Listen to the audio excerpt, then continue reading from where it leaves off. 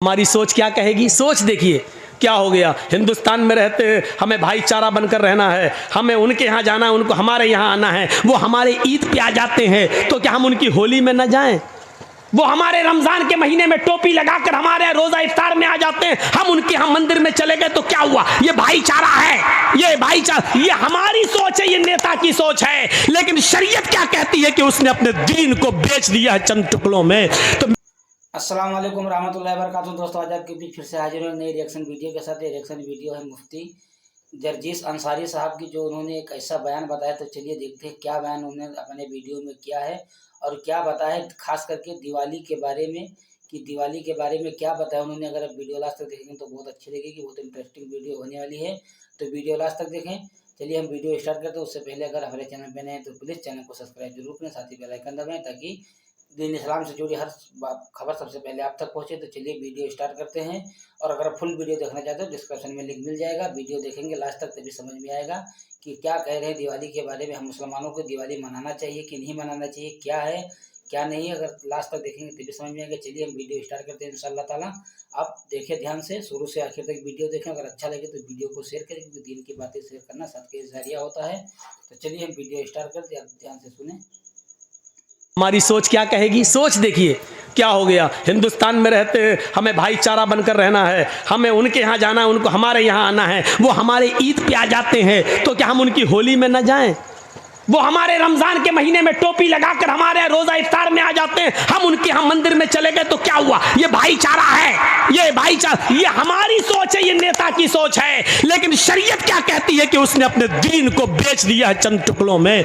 तो मेरे भाइयों, सोच वो नहीं है जो हम सोच रहे हैं, सोच वो है जो जनाब मोहम्मद रसूलुल्लाह ने बताई है। हमें उस सोच के ऊपर चलना है, वरना दीन अकबरी नाफिज करने वाला अकबर भी सही हो जाएगा, जिसने जोधा भाई से शादी करके कहा था कि हम दीन इलाही नाफिज करेंगे। उसने एक नया दीन की बुनियाद डाली थी। उसने भी तो यही कहा था कि हम हिंदू मुसलमान सबको लेके चलेंगे। इस्लाम हिंदू भाइयों से नफरत करने की इजाजत नहीं देता।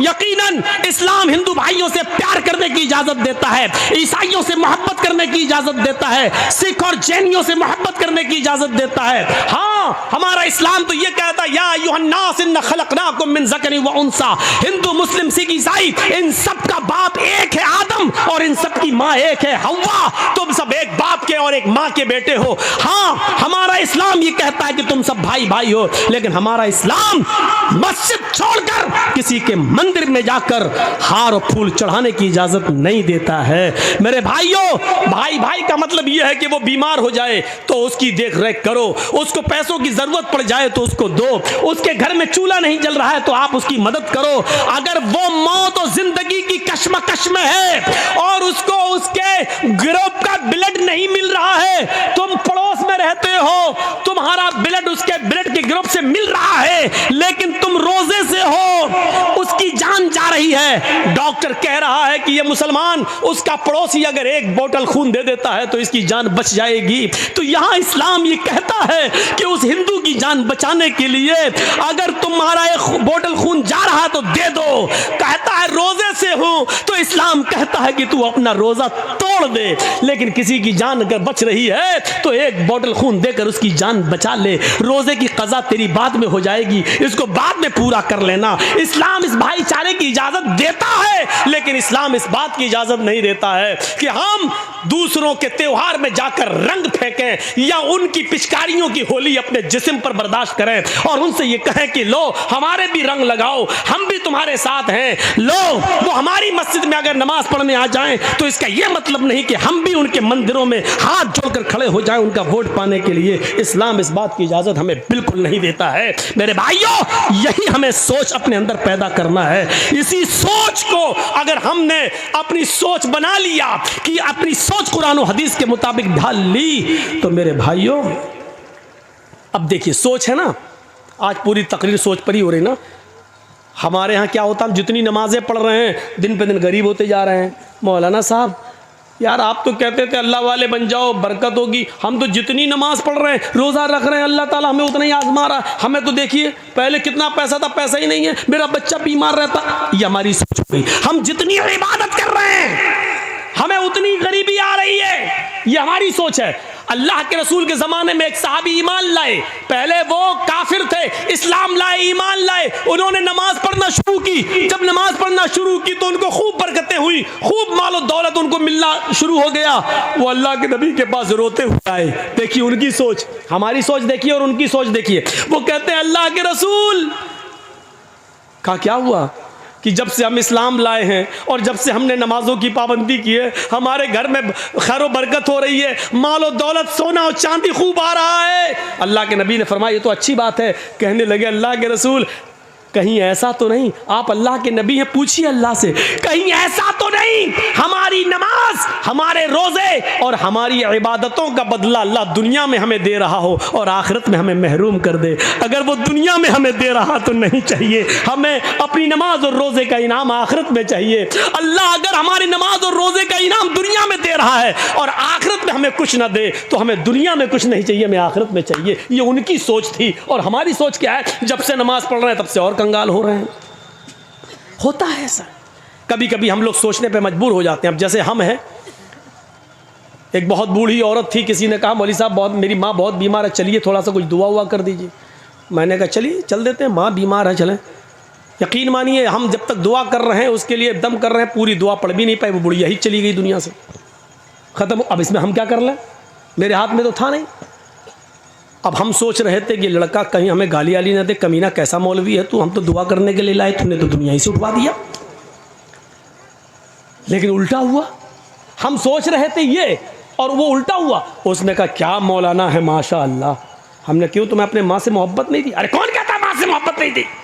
अरे मेरी माँ बहुत तड़प रही थी, बहुत तड़प रही थी, हमने कई बकरे सदका कर दिए, खिला दिए, लेकिन मेरी माँ की तकलीफ़ नहीं जा रही थी। आपने तो इतनी ऐसी दुआ पढ़ी कि बड़ी आसानी से रूह निकल गई मेरी माँ की। हमने कहा अल्लाह तेरा खैर है, कम से कम बुरा नहीं माना।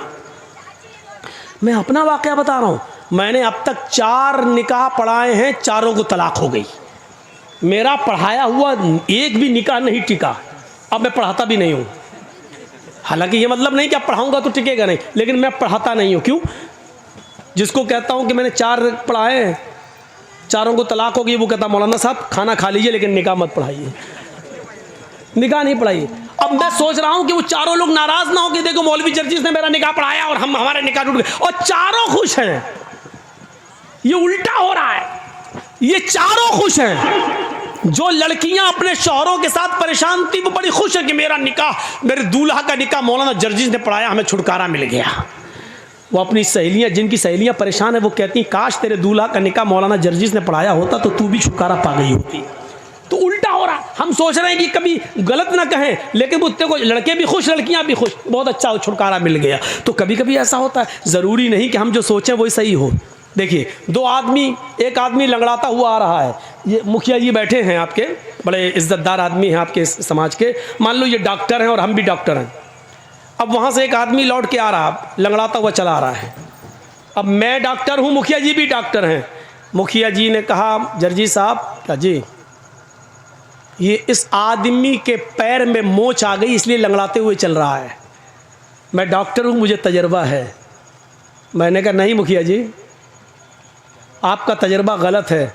उसके पैर में मोच नहीं आई है, उसकी रीढ़ की हड्डी में दर्द हो रहा है इसलिए लंगड़ाता हुआ चल रहा है। मुखिया जी की सोच अलग, मेरी सोच अलग, ये भी डॉक्टर मैं भी डॉक्टर। हमने कहा अच्छा ठीक है मुखिया जी सुनो, अगर उसकी रीढ़ की हड्डी में दर्द नहीं हुआ, पैर में मोच ही निकली तो 1000 रुपया मैं दूंगा, और अगर उसके रीढ़ की हड्डी में दर्द हुआ जो मैंने कहा तो 1000 रुपया आप दीजिएगा। शर्त लग गई। ठीक है, वो आया चलता हुआ बिल्कुल करीब आ गया। हम दोनों ने पूछा भाई पैर में मोच आई या रीढ़ की हड्डी में दर्द? वो कहता कुछ नहीं, कुछ नहीं, ना मोच ना रीढ़ की हड्डी में दर्द। अबे फिर तू लंगड़ा के क्यों चल रहा था? उसने कहा मेरे पैर की चप्पल टूट गई थी इसलिए मैं घिसट घिसट के चल रहा था। अब देखिए दोनों की सोच अलग हो गई। मुखिया जी डॉक्टर है, कह रहे हैं उसके पैर में मोच, जर्जी साहब डॉक्टर है, वो क्या कह रहे हैं, नहीं उसकी रीढ़ की हड्डी में दर्द। दोनों की सोच गलत, इनका तजर्बा भी फेल, मेरा तजर्बा भी फेल। उस लंगड़े ने क्या खुद आके क्या कह दिया, न मोच न रीढ़ की हड्डी में दर्द। अबे फिर क्यों लंगड़ा के चल रहा था? अरे मेरी तो चप्पल टूट गई थी इसलिए घसीट घसीट के चल रहा था। निकला क्या? खोदा पहाड़ निकली चुहिया ना, दोनों के पैसे बच गए। तो कभी कभी सोच ऐसी भी होती है, सोच। इसीलिए कुरान ने कहा है बिना तहकीक किए हुए कभी अपनी जबान से कोई लफ्ज मत बोलो। इज़ा जाकुम फासिकुम बिनबाइन, जब तुम्हारे दरमियान कोई समाज का बुरा आदमी कोई बुरी खबर लेकर आए, किसी के बारे में कहे फला ऐसा कर रहा था, तो एकदम उसकी बात मत मान लो, बल्कि तहकीक कर लो। आपको मालूम है इमाम औज़ाई रहमतुल्लाह अलैह बहुत बड़े बुजुर्ग गुजरे हैं। जरा देखिए उनके घर में उनकी बीवी से मिलने के लिए उनके गांव की एक औरत आती है और सुबह सुबह दरवाजा खटखटाती है। इमाम औज़ाई रहमतुल्लाह अलैह फजर की नमाज के बाद कुरान की तिलावत कर रहे थे चटाई पर बैठकर। उन्होंने दरवाजे पर देखा कोई आया है, दरवाज़ा खोला तो सामने गांव की औरत खड़ी है। पूछा कैसे आई हो बहन? उसने जवाब दिया आपकी बीवी से मिलना है। इमाम औज़ाई रहमतुल्लाह अलैह ने अपनी बीवी से कहा कि तुमसे कोई औरत मिलने आई है, तुम उससे मिलो, मैं अंदर चला जाता हूँ। अब इमाम औज़ाई अंदर चले गए और जिस चटाई पर कुरान पढ़ रहे थे उस चटाई पर उनकी बीवी ने उस गाँव की औरत को बिठा दिया, आओ बैठो।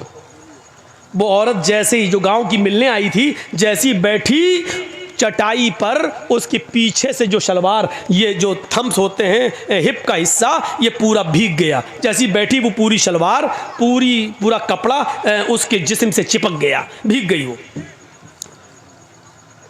उसने नजर दौड़ाई तो इमाम औज़ाई का 3 साल का बच्चा कपड़े उतारे हुए नंगा वहीं पर खेल रहा था। उस औरत ने क्या समझा कि अभी इस बच्चे ने यहाँ पेशाब कर दिया है। देखिए बच्चा नंगा हो, कपड़ा ना हो और ये बैठी हो पूरा भीग गई, तो इसने क्या कहा इमाम औज़ाई की बीवी से, तुम्हें शर्म नहीं आती? तुमने मुझे इस चटाई पे बिठा दिया जहाँ तुम्हारे बच्चे ने पेशाब किया है। देखिए पेशाब पूरा मेरे कपड़े में भर गया, अब जाकर मैं नहाऊं और कपड़ा धुलूं? बच्चा 3 साल का है, अब इसका पेशाब भी पाक नहीं रहा कि छींटा मार के पाक हो जाए, अब तो धुलना पड़ेगा सर्दियों के इन दिनों में। हैं चटाई पे बिठा दिया। इमाम औज़ाई की बीवी क्या कहती हैं? देखिए सोच, देखिए उस औरत की सोच क्या थी कि इस पे पेशाब है। इमाम औज़ाई की बीवी कहती हैं पेशाब नहीं है मेरी बहन, तुम शौक से इस पर बैठी रहो, तुम्हें डरने की कोई ज़रूरत नहीं। वो कहती है कि मैं कैसे मान लूँ ये पेशाब नहीं है? कोई लोटा नहीं रखा, पानी का कोई जग नहीं है, कोई गिलास नहीं है कि यहाँ पानी गिरा हुआ हो। ये बच्चा आपके कपड़े उतारे हुए है, मुझे तो यही अंदेशा कि इस बच्चे का पेशाब होगा। इमाम औज़ाई की बीवी कहती हैं कि ये मैं आपको ज़मानत देती हूँ कि ये पेशाब नहीं है, बच्चे ने पेशाब नहीं किया है, लेकिन बच्चे का कपड़ा उतारा, उसने नाली में पेशाब किया, यहां नहीं किया है, तुम बेफिक्र रहो। उसने कहा इमाम औज़ाई की बीवी से ये पेशाब नहीं है और पानी भी नहीं है, तो फिर है क्या? पहले मुझे बताओ, मुझे सेटिस्फाई करो। इमाम औज़ाई की बीवी कहती है जब तुम मान नहीं रही है तो अब मुझे तुझे बताना पड़ रहा है कि ये क्या है। सुन, जब तू नहीं मान रही है तो सुन। मेरे शौहर फजर की नमाज पढ़ के आते हैं और इसी चटाई पर बैठकर कुरान की तिलावत करते हैं। कुरान पढ़ने के बाद फिर वो अपने रब से अपने गुनाहों की माफ़ी मांगते हैं और तौबा करते हैं। इतनी तौबा करते हैं, इतना रोते हैं अपने रब के सामने कि उनके आंखों से गिरने वाले आंसुओं से ये चटाई भीग जाती है, तर हो जाती है। मेरी बहन, तुम जिस चटाई पर बैठी हो और जिस चटाई के से भीग गई हो, ये मेरे बच्चे का पेशाब नहीं है, ये पानी नहीं है, ये मेरे शौहर के आंखों से गिरने वाले आंसू हैं जो अल्लाह के खौफ से और अल्लाह के डर से रोते हैं, जिस आंसुओं से तुम्हारी शलवार भीग गई है। देखा आपने वो क्या सोच रही थी और वजह क्या निकली है। जरूरी नहीं हम किसी के बारे में कुछ सोचें, ज़रूरी नहीं कि हम किसी के बारे में जो सोचें वो सही हो सकता है कि हमारी सोच गलत हो। इसीलिए कुरान कहता है या अय्युहल्लज़ीना आमनु इज्तनिबू कसीरम मिनज़्ज़न इन्न बअज़-ज़न्नि, ईमान वालों, ऐ मुसलमानों, कभी अपने मुसलमान भाई के बारे में ज़्यादा बदगुमानियाँ मत रखो। ज़्यादा बदगुमानी नहीं। एक लड़की कानों में लीड लगाकर मोबाइल हाथ में रखकर सड़क पर चली जा रही है और बातें करती हुई जा रही है, हमारा दिमाग फौरन वहीं पहुंचता है। ये अपने बॉयफ्रेंड से बात कर रही है, अरे वो जल्दी चल रही है, कानों में लीड लगी है, बात करती हुई जा रही है, जरूरी नहीं कि वो अपने बॉयफ्रेंड से बात कर रही है, हो सकता है कि उसकी बहन बीमार हो, उसको डिलीवरी हो रही हो और वो किसी को फोन करके हॉस्पिटल में बुला रही हो, इसलिए वो जल्दी जल्दी चल रही हो। ये भी हो सकता है कि वो जल्दी जल्दी किसी से बात करते हुए जा रही है, उसका बाप का एक्सीडेंट हो गया हो और वहां फोन आया हो कि बेटी जल्दी आओ कुछ रुपए लेकर। जरूरी नहीं है कि वो बॉयफ्रेंड से बात कर रही हो। इसीलिए कुरान कहता है किसी के बारे में ज्यादा बदगुमानियां मत पाला करो, किसी के बारे में ज्यादा बदगुमानियां मत रखो, किसी को तो सोच देखिए हमारी सोच क्या है और उसकी सोच क्या है। मेरे भाइयों, सोच को बदलने की कोशिश करो, सोच को बदलो, सोच को। मेरे भाइयों, मौलाना जर्जीस और मुखिया जी की बनती नहीं है। एक मिसाल दे रहा हूं, मौलाना जर्जीस की और मुखिया जी की बनती नहीं है, आपस में नाराजगी है। न ये मुझे देखना चाहते न मैं इनको देखना चाहता हूं। मुखिया जी अपने घर के दरवाजे पे खड़े हैं, छत पे खड़े हैं, जर्जीस साहब जा रहे हैं, नमाज के लिए जा रहे हैं। जर्जीस साहब की नजर मुखिया जी पर पड़ गई। जर्जीस साहब मुंह हिला रहे हैं, होंठ हिल रहे हैं। अब मुखिया जी के दिल में क्या आया, ये कमीना मुझे गाली दे रहा होगा, क्योंकि हमारी बनती नहीं है ना। हम होंठ हिलाते हुए जा रहे हैं, मुखिया जी ने हमारे होंठ हिलते हुए देखे, कमीना में गाली दे रहा, जरूर दिल में गाली दे रहा होगा, होंठ हिल रहे हैं। मुखिया जी की ये सोच सही भी हो सकती है, लेकिन ये सोचने का पावर और हक अल्लाह ने नहीं दिया है। हो सकता है जर्जीस साहब की मुखिया जी से आंखें लड़ गईं, जर्जीस साहब मुखिया जी को गाली न दे रहे हो। ये भी तो हो सकता है कि वो नमाज पढ़ने जा रहे हो और वुजू बना के घर से निकले हो, वो वुजू के बाद की दुआ पढ़ रहे हो। या ये भी तो हो सकता है कि वो सुबहान अल्लाह और अल्हम्दुलिल्लाह कहते हुए जा रहे हो, कुछ भी हो सकता है। इसीलिए कुरान कह रहा है, या अय्युहल्लज़ीना आमनू जुतनिबू कसीरम मिनज़्ज़न इन्न बअज़-ज़न्नि ईमान वालो, तुम किसी के बारे में ज्यादा बदगुमानियां मत अपने दिलों में पाला करो। बहुत सी बदगुमानियां इंसान को बहुत बड़ा गुनाहगार बना देती हैं। हमें किसी के बारे में बदगुमानी पालने की जरूरत नहीं है। अपने दिल के अंदर अपने दिलों को साफ रखो। मुझे मालूम है कि मेरी इस तकरीर के बाद भी तुम नहीं मानोगे। कुछ लोग कुत्ते की पूंछ की तरह टेढ़े होते हैं, उनको 100 साल के बाद भी कुत्ते की पूंछ को अगर निकालोगे तो वो टेढ़ी निकलेगी, सीधी नहीं होगी। इसके बाद भी चुपके से किसी ना किसी तरीके से ले लेंगे। होता है, मेरी नहीं किसी और की, वो लेंगे, नहीं बदलेगी आदत। मरेंगे तब देखा जाएगा, अभी थोड़ी मर रहे हैं हम, मरने से पहले तौबा कर लेंगे। जब अल्लाह रब्बुल आलमीन का फैसला आ जाता है तो कभी कभी वक्त ऐसा भी होता है कि तौबा के दर तब तौबा की मोहलत भी नहीं मिलती है, किसी से माफ़ी और तलाफ़ी की मोहलत भी नहीं मिलेगी। कभी कभी ऐसा ऐसा ऐसा मंजर भी सामने आ जाता है। मेरे प्यारे साथियों, गौर कीजिए, इस मंजर को देखिए, सोच बदलिए अपनी। सबसे हल्का अजाब उसको दिया जाएगा जिसके पैरों के तलवे के नीचे 2 आग की चिंगारियां रख दी जाएंगी। जब सबसे हल्का अजाब ही होगा तो तस्वीर बनाने वालों को सबसे ज्यादा सख्त अजाब दिया जाएगा। तो सबसे ज्यादा सख्त अजाब क्या होगा?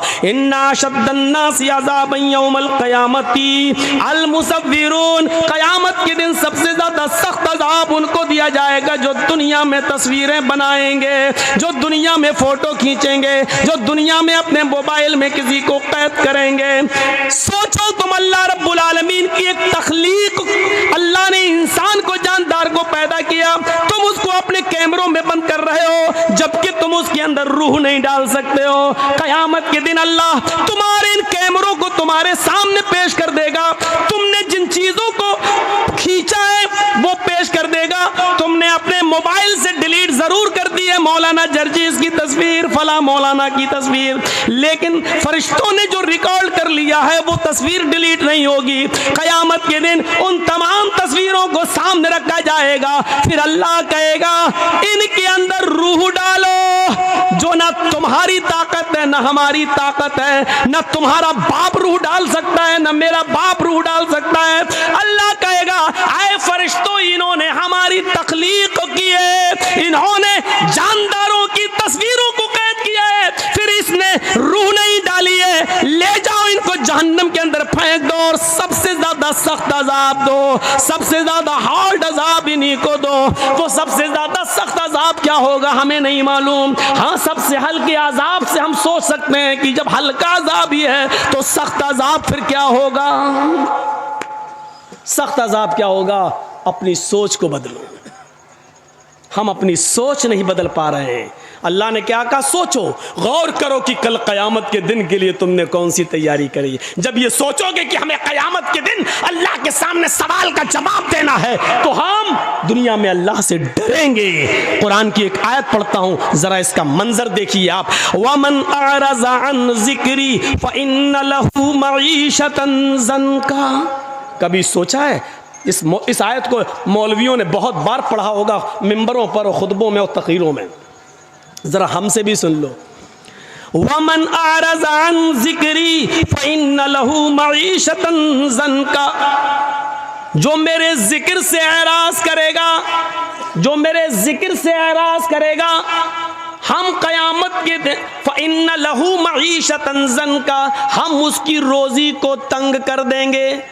अल्लाह ने यह नहीं कहा कि हम उसकी रोज़ी को बंद कर देंगे, अल्लाह ने कहा हम उसकी रोज़ी को तंग कर देंगे। अब सुनिए, बंद करना क्या होता है और रोज़ी तंग करना क्या होता है। अब किसी की आवाज़ नहीं निकलना चाहिए, जो जिसकी आवाज़ निकले उसको फ़ौरन भगाओ यहाँ से। थोड़ा सा सुन लीजिए। मैं चाहता हूँ कि बहुत आसान उर्दू में आपको समझाऊँ, क्योंकि ये मिला जुला बेल्ट है। आप लोग बंगला भी समझते हैं, लेकिन बिहार है इसलिए आप हमारी जो ज़बान से उर्दू लफ्ज़ निकल रहे हैं आप उसको, हम बहुत आसान उर्दू बोलते हैं ताकि आप और हम सब और हमारी माँ बहनें भी समझ जाएं। अगर उनके कानों में मेरी आवाज़ जा रही है तो थोड़ी देर के लिए वो अपनी साड़ी और अपनी सैंडल दूसरों को दिखाना छोड़ दें। औरतों की आदत होती है, साड़ी तेरी कितने की, कहाँ से ली, चप्पल कितने की, ये लिपस्टिक कहाँ मिली है, ये दुपट्टा कहाँ मिला, भी ब्लाउज कहाँ से लाई। यही उनकी आदत होती है और ये आदत उनकी कभी बदल नहीं सकती। फितरत है, फितरत है, आदत कभी नहीं बदल सकती है। तो सुनिए, वमन अरज़ा अन ज़िक्री, पहले तो ये समझो कि जिक्र किसको कहा गया। जो मेरे जिक्र से एराज़ करेगा, एराज़ का मतलब मुंह फेरेगा। अब एराज़ भी बताना पड़ेगा ना। वमन अरज़ा अन ज़िक्री, जो मेरे जिक्र से एराज़ करेगा, एराज़ करने का मतलब पीठ दिखाएगा, मुंह फेर लेगा। एक होता मना कर देना, हट चल हट, नहीं, मानेगा लेकिन पीठ फेर लेगा, अभी हम नहीं कर रहे चलो। ये है एराज़ करना, ये है एराज़ करना। वमन अरज़ा अन ज़िक्री, जैसे मैच देख रहे हैं हम, इंडिया पाकिस्तान का मैच आ रहा, 5 ओवर रह गए हैं, इसी बीच में अजान की आवाज़ आ गई, अल्लाहु अकबर अल्लाहु अकबर। हम 5 वक्त के नमाजी हैं लेकिन मैच देखने के शौकीन हैं। या अल्लाह, 5 ओवर रह गए हैं, पता नहीं कौन जीतेगा। अगर नमाज पढ़ने जाते हैं तो मैच का मज़ा नहीं ले पाएंगे। नमाज पढ़ के जब तक आएंगे तब तक मैच ख़त्म हो जाएगा, वो तो पता चल जाएगा कौन हारा कौन जीता, लेकिन मैच का मज़ा नहीं ले पाएंगे। और अगर मैच देखने में लगे हैं तो नमाज जा रही है, क्या करें, चलो नमाज तो बाद में भी पढ़ लेंगे क़ज़ा, लेकिन मैच कहाँ बार बार आता है। देख रहे हैं, इसका मतलब क्या हुआ, आपने नमाज पढ़ी, अगरचे पढ़ी, लेकिन अजान हो रही है, आप मैच देख रहे हैं, मस्जिद में नहीं जा रहे हैं, तो इसका मतलब ये हुआ कि आपने नमाज से एराज़ किया है। पढ़ी है लेकिन उस वक्त नहीं पढ़ी जब आपको जाना चाहिए, आपने एराज़ किया। यह है एराज़ करना। वमन अरज़ा अन ज़िक्री, और जिक्र से मुराद नमाज है, जिक्र से मुराद नमाज है। कुरान में अल्लाह ताला ने फरमाया, इज़ा नूदिया लिस्सलाती मिन यौमिल जुमुअती फसअू इला ज़िक्रिल्लाह, जब जुमे के लिए मुअज़्ज़िन अज़ान देने लगे और बुलाने लगे, पुकारने लगे, अल्लाहु अकबर अल्लाहु अकबर, जब जुमे की अज़ान की तरफ तुम्हें बुलाया जाए, जब जुमे की नमाज के लिए तुम्हें बुलाया जाए, इज़ा नूदिया लिस्सलाह, जब नमाज के लिए तुम्हें आवाज़ दी जाए, यानी अज़ान की आवाज़ आए, फसअू इला ज़िक्रिल्लाह, तो तुम चल पड़ो, कहाँ, अल्लाह के जिक्र की तरफ। देखिए यहाँ जिक्र कहा, अल्लाह के जिक्र की तरफ, यानी जुमे की नमाज के लिए। जिक्र से मुराद नमाज। यहाँ अल्लाह ने क्या कहा, वमन अरज़ा अन ज़िक्री, ये चीज़ जो हम तुम्हें आपको सुनाने जा रहे हैं, ये ऐसी चीज है मेरे भाइयों जो आपने अब तक नहीं सुनी होगी मेरी जबान से, अब तक इस इलाके में। सुनिए इसको, आज मैं अपने अंदाज में आपको सुना रहा हूं और बहुत काम की चीज है। आपको जाना होगा तो चले जाइए, लेकिन इस एराज को और जिक्र की बात को सुनने के बाद आप जा सकते हैं, आप जिसको जहां जाना। लेकिन ये सुन लीजिए, वमन आरज़ान जिक्री, जिसने हमारी नमाज से एराज किया, हमारे जिक्र से एराज किया, फ़इन्न लहू मईशतन ज़ंका, हम उसकी रोजी को तंग कर देंगे। आज ये शिकायतें हैं कि ए भैया, तुम्हारी वीडियो सेट नहीं हो पा रही अभी तक, तुम ही अकेले पैसा कमा रहे हो यार, हमें तकरीर करते हुए पौन घंटा हो गया, इनका वीडियो सेट नहीं हो पा रही है, इनको बिठा लो। कहां जा रहे हैं? इनसे कहो यहीं पेशाब कर लो। देखिए, हमको सामने से जो आदमी उठता है तो हमको बहुत डिस्टर्ब होता है। मैं अपनी आदत बता दे रहा हूं। एक बार हैदराबाद में तकरीर कर रहा था, सामने से एक आदमी उठा, मैं समझा पेशाब करने जा रहा, आया सीधा माइक पकड़ के क्या बोल रहा है, फिर अंडे टमाटर पत्थर सब चला, वहां जो हुआ। तो इसलिए वो जो मेरे दिमाग में बैठ गया वो निकलता नहीं है। जो आदमी बीच सामने से उठता है, मैं समझता हूं ये माइक पकड़ने आ रहा है, यही सोचता हूं। तो या तो सामने बैठा मत करो, और बैठते हो तो उठा मत करो। 80-80 साल के बुढ़े भी उठते हैं। अब बताइए बेचारे, वो चाचा उठ के कहां जाएंगे? अब तो चाची के लायक भी नहीं रह गए, अब वो जाएंगे तो कहां जाएंगे, समझ में नहीं आता। बैठो, सुनो, अल्लाह अल्लाह करो, तकरीर करो। वमन आरज़ अन जिक्री, जो जिक्र से नमाज से मुंह मोड़ेगा, एराज करेगा, हम उसकी रोजी को तंग कर देंगे। अल्लाह ने कहीं नहीं कहा कि हम उसकी रोजी बंद कर देंगे। क्या बेनमाजियों को रोजी नहीं मिलती है? मिलती है, लेकिन अल्लाह कहता हम उसकी रोजी को तंग कर देंगे। तंग करना जानते हो? बहुत रुपया आएगा मेरे पास, लेकिन आने के बाद रुकेगा नहीं मेरे पास। अचानक मेरे पास 1 लाख रुपया आया, 2 दिन में ख़त्म। मौलाना क्या, पैसा तो आता है लेकिन रुकता नहीं है, क्यों? कभी बेटा बीमार, कभी बीवी बीमार, कभी बच्ची बीमार, कभी ये बीमार। इसी को कहते हैं तंग करना। हम तुम्हारी रोजी को तंग कर देंगे, पैसा आएगा लेकिन रुकेगा नहीं। यह है रोजी को तंग करना। अब जा रहे हो झड़फुक्कों के पास। झड़फुक्का समझ रहे हो ना? मौलवी, मौलाना साहब क्या बरकत नहीं हो रही घर में? क्यों नहीं हो रही? पता नहीं मौलाना साहब, पता लगाओ। पैसा तो बहुत आता है लेकिन रुकता नहीं है। मौलाना साहब बेचारे, वो क्या पैसे को रोकेंगे? अगर मौलवियों के पास पैसा रोकने की कोई दुआ होती तो बेचारा 5,000 रुपए में मस्जिद में नमाज क्यों पढ़ाता? 2-4-5 हज़ार रुपए के लिए जलसा क्यों करता? ये हमारी अकल, सोचो। मैंने फिर कहा सोच बदलो, सोच बदलो। तुम मौलवियों से तावीज ले रहे हो। अरे मौलवी के पास तो खुद बेचारे के पास इनकम नहीं हो रही है। मौलवी खुद बददुआ दे रहा, मदरसे के सेक्रेटरी को खुद तो कमाता है 1 लाख रुपया, हमको दे रहा 5,000 रुपया। एक मौलवी साहब तो मस्जिद में दुआ कर रहे थे खुतबा देने के बाद, अल्लाह जितनी तनख्वाह हमारी उतनी मस्जिद की सेक्रेटरी की कर दी।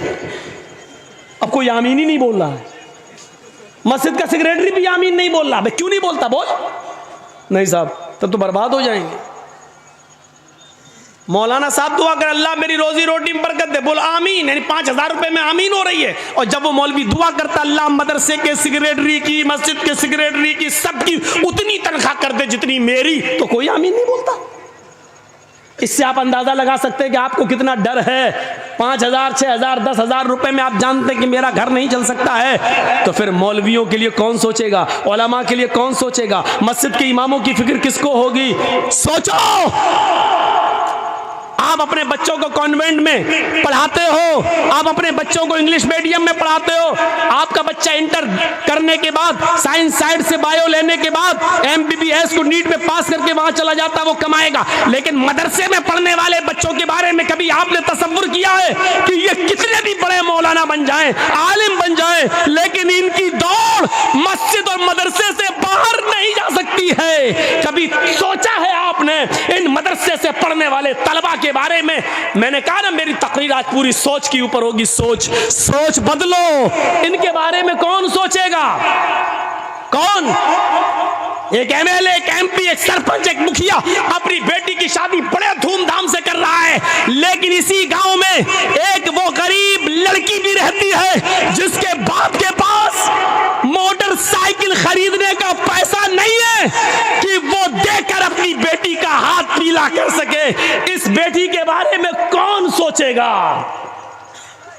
किसको फिक्र होनी चाहिए?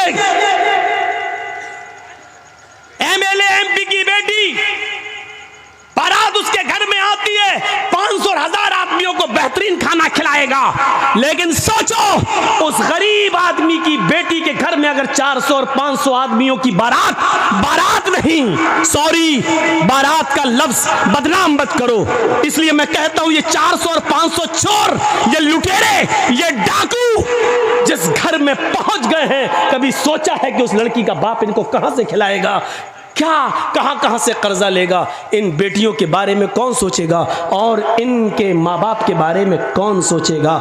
इस्लाम ने तो गरीबों के लिए भी रास्ते निकाले थे, आपने रास्ते बंद क्यों किए? सुनना पड़ेगा आज तुम्हें, क्या तुम्हारे बाप को भी सुनना पड़ेगा?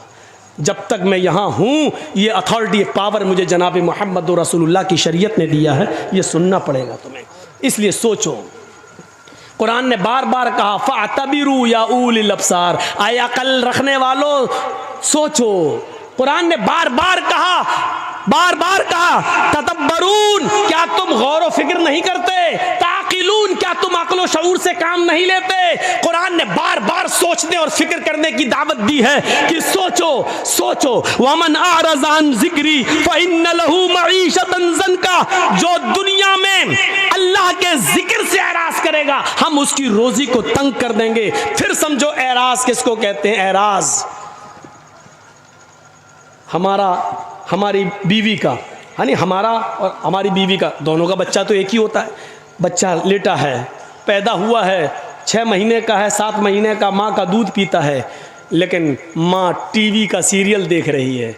सोचिएगा, माँ टीवी का सीरियल देख रही है, बहुत अच्छा नाटक आ रहा है, बहुत अच्छा सीरियल आ रहा है, बच्चा भूख से रो रहा है, माँ की जिम्मेदारी है कि अपने रोते हुए बच्चे को उठाए, अपनी पिस्तान से अपना दूध पिलाए, लेकिन माँ जानती है कि बच्चा रो रहा है, लेकिन बच्चे को रोने दे रही है, लेकिन सीरियल का ड्रामा नहीं छोड़ रही है। थोड़ी देर का और है, इसको पूरा हो जाने दो, बच्चे को दूध पिलाऊंगी तो सही से देख नहीं पाऊंगी। इसको कहते हैं कि इस माँ ने बच्चे से एराज किया है, यानी माँ बच्चे को भूल गई है। माँ ने बच्चे को भगा नहीं रही है, बच्चे को फेंक नहीं रही है, बच्चे को मार नहीं रही है, बच्चे से पीठ फेर ली, यानी एराज कर लिया। यानी माँ अपने बच्चे की फिक्र नहीं कर रही है, बल्कि सीरियल की फिक्र कर रही है। इसका मतलब क्या है? एराज कर, इसको कहते हैं एराज। अब आप समझ गए ना एराज किसको कहते हैं? घर में आग लगी है, आग जल रही है, मेरा घर जल गया और हम मैच खेलने में लगे, किसी ने खबर दी तुम्हारा घर जल गया, जल्दी जाओ। अब हमें फिक्र होनी चाहिए कि हम अपना घर बनाएं, दोबारा बनाएं। जितना जल गया कोई बात नहीं, जितना बच जाए जल्दी जाएं, पानी वानी डालकर उसको ठंडा करें। जो जल गया वो तो जल गया, लेकिन जो बचा सकते हैं उसको तो बचाएं। लेकिन हमें घर की फिक्र नहीं है, बल्कि हम मैच खेलने में लगे हैं। इसको कहते हैं कि हमने घर से एराज किया, हमें घर की फिक्र नहीं है। इसको कहते हैं एराज। बच्चे से मुंह फेर लिया, यानी बच्चा रो रहा है लेकिन माँ टीवी देखने में लगी है, इसको कहते हैं बच्चे से मुंह फेरना, इसी को एराज कहते हैं। और कुरान ने इसी को कहा है, वमन अरज़ अन ज़िक्री फ़इन्न लहू मईशतन ज़न्का, जो मेरे जिक्र से, मेरी नमाज से एराज करेगा, यानी आजान के वक्त मस्जिद में नहीं आएगा, खेत में लगा हुआ है, खेती कर रहा है, बाजार में लगा हुआ है, मार्केटिंग शॉपिंग कर रहा है, हाँ, चाय पीने में लगा है, होटल में बैठा है, आजान की आवाज सुन रहा है, लेकिन मस्जिद की तरफ नहीं जा रहा है। आजान की आवाज सुन रहा है, कैरम बोर्ड खेल रहा है, आजान की आवाज सुन रहा है, लेकिन वो अपने मशगले में अपने काम को नहीं छोड़ रहा है। इसको कहते हैं कि उसने नमाज से एराज किया है। वमन आरज़ अन ज़िक्री, दुनिया का कोई मौलवी तुम्हें कोई ताबीज नहीं दे सकता है, तुम्हारे घर में मालो दौलत के दरवाजे नहीं खोल सकता है, तुम्हें घर में खैर और बरकत का कोई ताबीज नहीं दे सकता है। अगर कोई मौलवी देता है तो वो झूठ बोलता है, अगर देता है तो ड्रामा कर रहा है, नौटंकी कर रहा है। अल्लाह ने पहले ही कह दिया, जब तू मेरे जिक्र से, नमाज से मुंह मोड़ेगा तो हम तेरी रोजी को तंग कर देंगे। अब तू चाहता है कि हमारे घर में खैरो बरकत हो, अगर तू चाहता है जो कमाता है वो पैसा रुके, तो नमाज को पाबंदी के साथ अपने वक्त पर पढ़ना शुरू कर दे। जब तू अल्लाह के जिक्र का ख्याल रखेगा, नमाज का ख्याल रखेगा, तो तेरी रोजी में तंगी नहीं आएगी, तेरी रोजी में बरकत होगी। ये इलाज बताया है अल्लाह तबारक व तआला ने रोजी में बरकत का। जा रहे हो कठमुल्लों के पास, ये तुम्हें क्या देंगे? जो खुद 5-6 हज़ार रुपए महीने पे बेचारे नमाज पढ़ाने वाले, वो आपसे और ले लेंगे। 100 रुपए दो, हमने तुम्हें तावीज़ दिया है। 51 रुपए दो, 101 रुपया दो, हमने तुम्हें इतना अच्छा, इतनी मेहनत करके तावीज़ बनाया। उनका तो रोजी रोटी इसी पे चली रही है, वो तुम्हारे घर में रोजी और रोटी के दरवाजे क्या खोलेंगे? अस्सलाम वालेकुम रहमतुल्लाहि व बरकातहू। दोस्तों, वीडियो आपने देखा, अल्हम्दुलिल्लाह वीडियो बहुत अच्छी लगी। उन्होंने बहुत सारी बातें बताई हैं, मौलाना मुफ्ती जर्जिस साहब ने बहुत सारी बातें बताई। पहले तो यहाँ पर दिवाली और होली के बारे में बताई कि हमारा मजहब है जो हमें देता है इजाज़त कि हम गैर मजहब के इंसानों से प्यार करें, उनसे दोस्ती रखें, उनसे ताल्लुकात रखें। लेकिन इसके मतलब ये नहीं कि हम उनके त्योहारों में जाएँ, शरीक हुए। जैसे होली हुआ, दिवाली हुआ है, और सब गैर दिग्गज मज़हब के जो त्यौहार है उसमें हम जाकर के शरीक ना हो, क्योंकि हमारा इस्लाम धर्म ये इजाज़त नहीं देता कि हम गैरुल्लाह का पूजा करें, क्योंकि हम अल्लाह के सिवा किसी को नहीं मानते हैं। बेशक उन्होंने इस तकरीर में बहुत सारी बातें बताई है, ऐसी सीख बताई है जो हम सबको समझने चाहिए। और यहाँ पर बताया कि एक मुसलमान एक दूसरे मुसलमान को देख करके दिल में हसद ना करे, क्योंकि बहुत सारे लोग सोचते हैं, अगर कोई, उन्होंने बताया कि अगर कोई नमाज पढ़ने जा रहा है तो अगर वो अपना मुंह हिलाते जा रहा है तो लोग समझते हैं कि मुझे गालियाँ दे रहा है, और कुछ गलत बातें बता रहे हैं। या हो सकता है वो अल्लाह की कुरान की तिलावत करते जा रहे हो, या फिर कोई कलमा पढ़ते जा रहे हो, दुरूद शरीफ पढ़ते जा रहा हो, तो एक दूसरे के लिए दिल में हसद न रखें। उन्होंने बहुत सारी बातें बताई यहाँ पर। और ज़्यादातर करके मुफ्ती साहब की जो तकरीरें होती है यही होती है, जो गैर मजहब के बारे में ज़्यादा करके गीता, रामायण और बहुत सारी बातें बताते हैं कि गीता में क्या लिखा है, रामायण में क्या लिखा है। ज़्यादातर करके लोग उनका यही वीडियो सबसे ज़्यादा पसंद करते हैं, और हम सब लोग भी उनका ज़्यादातर के यही वीडियो। लेकिन इस वीडियो में बहुत सारी उन्होंने बातें बताई है और बहुत सारी सीख बताई जो हम लोग को सीखने लायक है। लेकिन आप लोग कमेंट में ज़रूर बताएं क्या जिस तरीके से हजरत ने बताया है या क्या ये सही है कि नहीं। अगर अपनी राय कमेंट में ज़रूर बताएं। वीडियो अच्छी लगी तो वीडियो को शेयर और लाइक और कमेंट जरूर करें, और हमारे चैनल को सब्सक्राइब जरूर करें। और इस तरीके से अल्लाह के बताए हुए रास्ते पे हम लोग चलेंगे इंशाअल्लाह।